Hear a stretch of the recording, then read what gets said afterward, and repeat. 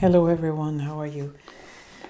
This is week 12, so I'm gonna send you a small video with some advice and some ideas about your final exams and your next year in your degree. Some of your students some of your colleagues, classmates have requested these, so even though you may be sick of us by this week, I hope this helps you a little bit to at least understand where your final exams come in and also how we expect you to kind of work through next year. Okay, so thank you, and hopefully this is helpful to you. Okay, so I'm going to focus first on your written exam in second year, which is part of your module SH2 103, which is a second semester module. 5 ECTS, just to remind you what ECTS stands for, European Credit Transfer System. You can see it here below. And in Ireland, that means 100 hours of study and class, independent study and class, okay? Now, bear in mind that this varies in different countries, okay? So you're going to have different countries with different amount of hours. So make sure that you understand how that works so that you know how much work you're expected to do in each of your modules, especially next year when you go to a different university. So anyway, and that course will have a 2-hour examination, level V1+. No dictionaries allowed. To my knowledge, Erasmus students are not allowed dictionaries either, but double check with the exams office, and if you need one, I don't think you will. I think the vocabulary is easy enough, so you should be okay. And I'm going to walk in as well, so if you have questions, you can ask me, and if I can help you with a word, I can try to prompt it through Spanish or anything like that, okay? That you're really stuck on. So the exam has 2 parts, A and B. B is longer, has 2 questions. So A has a question, which is a reading answer questions. And I recommend you, in this week, we have a link in the PowerPoint in our class on Canvas, and you can see some examples of these kind of texts. And B has a section of short questions, directed questions with grammar that we used in class that you have to answer. So you cannot really prepare for them. You have to use the grammar and the vocabulary you know to answer the question in the paper. If you don't answer it because it doesn't answer the question itself, you won't get the point. So make sure that your answers are on point. And then the second part is a translation of a text in English into Spanish, and it's around 170 words. So it's what we call grammar translation, and we're targeting areas of the book, but in English to transfer to Spanish, okay? So as it says here, prepare for performance. We're not just testing that you know the stuff from this year. We're also trying to see if you're capable of writing and elaborating a text at this level that is more or less coherent, okay? The second exam you have is the oral. The oral is part of the year-long 5 ECTS module 2102, okay?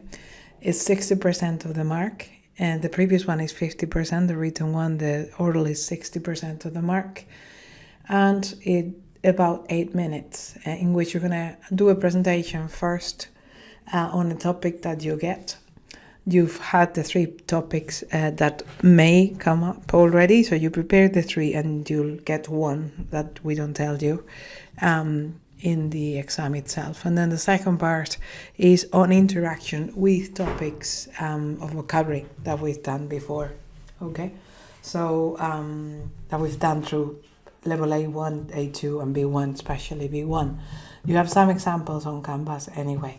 And again here, your focus would be demonstrating communication and independence when using Spanish orally. What we're trying to see is that if you're able to function in Spain or not. Bearing all that in mind, you already did either 2100, 2102, that was 5 ECTS as well. All those modules, 2100, 2101, 2102, and 2103 require a 40% in order to be able to go into third year, no matter your subject average. So even if a Spanish average says 40, if you failed any of those courses, you need to repeat them in August. Okay, just to make sure that everybody is clear about that. We've been telling you several times, but just making sure. So obviously your concern is, what happens if I go to the second sitting? How will I know that I can go, because the marks are released much later? We are allowed by the college to send you an email, and you will receive it as soon as I'm done correcting. So the email will say you have passed second year as a subject Spanish, second year Spanish as a subject, or not. And we cannot release marks, we cannot engage in further discussion. It's basically saying you passed Spanish or you didn't. And if you do and you don't have any other outstanding modules from any other subject, you're free to go. If you have any other modules, you have to liaise with your other subject. We cannot intervene there, okay? So just making sure that you know your requirements. So excuse me.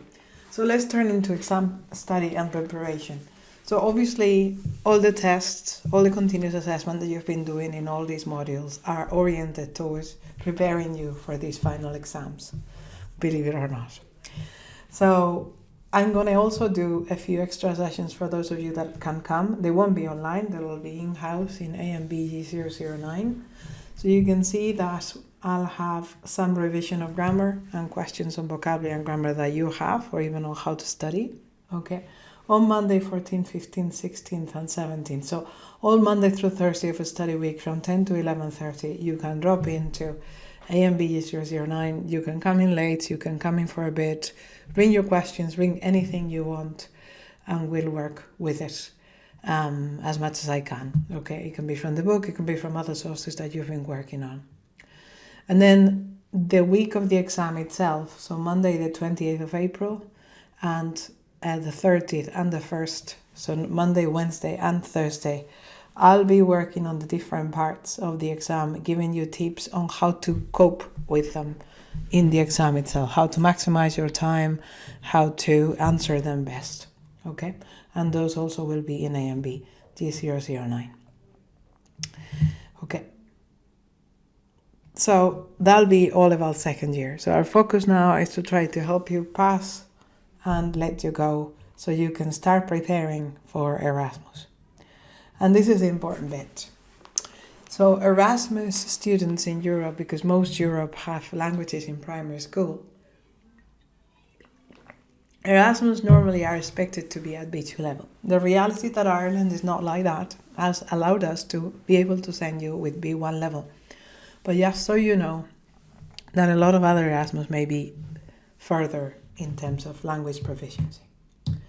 Not to worry, because that language proficiency, if you take the right measures through the summer, can be improved. Okay, so I'm going to give you some advice about what to do when you're there and some advice about what to do in the summer. When you're there. So when you're there, I would say, obviously go to all your lectures. The important thing that you're going to see in the next slide is that attendance is vital in Spain, because it locks you in or out of exams. So if you don't attend, in most universities, if you don't attend your 70% of the lectures, you don't have a right to sit the exam. So you cannot do the exam. So that's a fail automatically. So make sure that you go to your lectures and there try to make friends straight away. And this might be difficult. Not all Spanish people may be friendly towards Erasmus students. You can see it in your own classes, how you don't interact much sometimes with Erasmus students. So you're going to have to make the extra mile or the extra effort there. Take notes and or find people that can share notes with you, because lectures expect you to have that kind of active learning engagement. Do all the work and extra if you can with the references that lecturers give you. So in an interest will have you in the good books, and doing the work that you're supposed to do outside the class will also have you in the extra kind of good books of the lectures there. They won't be spoon-feeding you. Spain is very clear about how college students are independent and mature. And so they won't be doing this kind of stuff that I'm doing right now. They won't be helping you with extra advice. They won't be helping you how to organize your learning. That's all up to you. So the better prepared you are, the more you do, the more engaged you are with the materials, the better. Okay. But as I said, this is just the attendance, okay? So take attendance very, very seriously, not to have issues with credits later. I also recommend, if your university and your learning agreement allows you, to take a few extra credits if you can, that are approved by your Erasmus coordinator, so that then if you have a problem with one module, you'll have some others to fall back on. If you have lens reports or any accommodations, extra accommodations, please inform your Erasmus coordinators here and abroad, because we may not be able to share anything due to GDPR. So it's best for you to liaise as well to make sure that all the communication is happening. These came to us a few years ago. There's an app called Erasmus Play, created by a group of people. And I've heard sometimes that it helps to join communities and to find accommodation. But also your best bet is join the Erasmus Student Network, which are always readily given advice. Okay. Manage your expectations. So, language learning takes a lot of time, not just time. And sometimes we get to a plateau and it takes a bit longer. Okay, so some of you also are only going for a few months. Okay, so you're going to have to take every opportunity to maximize your interaction with native speakers as soon as you arrive. And that's not an easy thing to do, and I'm talking from experience. Immersion is not the be-all and end-all, and you will need to work before and after to be ready for B2 level, which is the level you have to come back with in final year. And if you want to go on to MA level, you have to raise it up to C1 level, okay? For those of you who want to continue on. I've left my YouTube channel that includes Proyecto Estudiante L. If you go to playlist, you'll see the playlist of Proyecto Estudiante L. What you have there is about 20 testimonies from students from Galway that have gone on Erasmus, how their experience was, what happened to them, what did they like, what didn't they like, how did they manage their learning, how did they manage cultural shock, all that. It's in Spanish as well, so it'll help you. Some of them are better than others, and that's fine, but it'll also help you get used to non-native speaker Spanish. So I thoroughly recommend that you have a listen. It's in YouTube, but they can be used as podcasts because there's no video on it, so you can just put it while you're walking or whatever. And see what they say from their experience. In there, in the same channel, you also have Españoles en Galway. This was done a long time ago, and I didn't have these microphones, so the sound is not great, and apologies for that. But what you will hear there is Spanish people living in Galway, and they talk a lot about what they find weird and what happens. But that will give you an idea of what we expect from people or from a place, or how do we understand life. So that can also help you. You'll even find my own story, but it's quite at C1 level of how I learned English in Galway in there. In Galway and anywhere else. So the other question is, how do you make friends and maximize your language learning then? So I said, in college, look for people that are friendly and want to talk to you. Even if they're not in your class, young clubs or societies, there's always going to be something. But most importantly, probably is this advice: get out of college. So you've done your classes, but you're going to need a social life.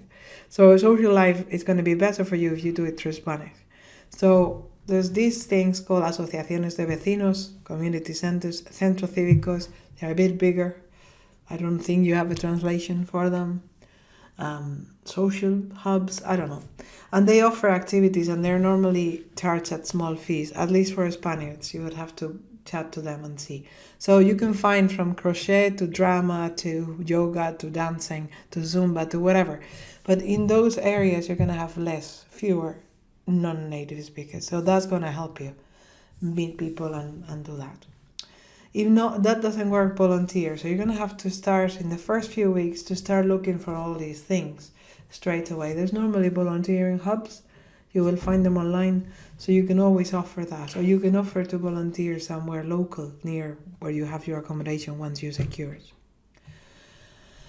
Offer language exchange in the Escuela Oficial de Idiomas beyond college, if there's one in the city. So located. Why? Because the students in these schools are expected to have a very good level of oral English, and they may or may not have access to native speakers, so they may be more willing to do that with you. Offer cheap grinds for students in secondary or college or even in primary. And if they're cheap, you're more likely to get more people involved and then your Spanish will improve, even if you're using English with them. Babysit, join sport clubs, join drama clubs, anything you can. But especially make your first weeks there, after you secure your accommodation, a hunt to find places where you can use Spanish outside of college, okay? Because that's going to be the key to improve your language. During the summer. So we will come back to this book. I know this is not good news for everybody, but we will come back to Aprende Gramática Vocabulario 4. So if you're happy and you've secured level 1, 2, and 3, which were first year and second year, move on, buy it now after you finish your exams, take a break, relax your brain, and then come back and start working with this book that will start pushing your level higher up. Now you know how to work with it, you know how to prepare the lessons, so it can push you up. And most importantly, vocabulary. Improve vocabulary if you can, okay? You can just read if you really like reading. You can just watch stuff and take notes of the new words you come up with. But it's very important that you make a conscious effort to improve your vocabulary. Finally, don't forget that language learning cannot stop. It's just a skill. So in order to become fluent, you need to use it every day and outside, in and outside of immersion. So as I said, immersion is not the be all and end all. If you don't start using it in your regular life, it's not going to happen. You're not going to be at the level that we need you to be in the Erasmus and in final year. So write, read, listen and talk are the 4. I'm just looking at some advice that I've been giving to people struggling. So grammar and vocabulary are your bread and butter. I call them the weights and the treadmill. You won't be able to perform once you're in the marathon, which is the Erasmus, unless you have a good solid grammar and a good solid vocabulary. You may get by, but you won't be able to perform and to actually make meaningful relationships, which after all is why we study languages, to meet people and to communicate to each other, or to even understand ourselves in a different way. So I always recommend listen to Spanish. I gave you some pointers with the Proyecto Estudiante L, but anything that attracts you, a topic of a podcast that you really like, read. It may not be something you enjoy, but you may do it once a week, 30 minutes, 10 minutes, 15 minutes. Space it out. Anything that you're interested in, news, fiction, vocabulary is going to come naturally that way. Writing, if you really like it, get a notebook and your pad, whatever. Start writing a diary for yourself, stories if you want. But start using Spanish like that, no matter if you don't get any feedback, but it will improve as you go on. If you're into collaborating, writing, Wattpad, or all these other fan fiction nets, you may be able to collaborate with Spanish speakers on writing stories, if that's what you like. The video games that I've been suggesting in my translation class as well. You may find video games and meet people in Spanish, and you not only write but also talk. And talk as well. Talk is vital. As I normally say to the first years, talk to yourself first, then talk to a classmate that you trust, then move on, because you're going to have to jump to Spanish speakers, to native speakers, and try to write like that. So yeah, you're lucky that we live in this age and we have so many resources. If you need any specifically, feel free to reach out to me. Revise your books, improve your vocabulary during the summer months. Use your Spanish with classmates and friends that you trust to keep on learning and to keep on using it. Because the more comfortable you are using it, the easier it's going to be to adapt to the directness and the fast pace of life that you will encounter when you get to Spain. Finally, I'll leave you with the link of the Erasmus network that gives you advice on how to cope with living in Spain. You have it right here. esnspain.org blog. It was published in 2023, and it's things to know when going to Erasmus in Spain. If you Google that, it will give it to you anyway. It will give you that link, okay? Because it's not going to, if I do like this, you're not going to see it anyway. So if you Google Erasmus network, things to know before going on Erasmus in Spain, it should give you some advice. Thank you guys, and best of luck.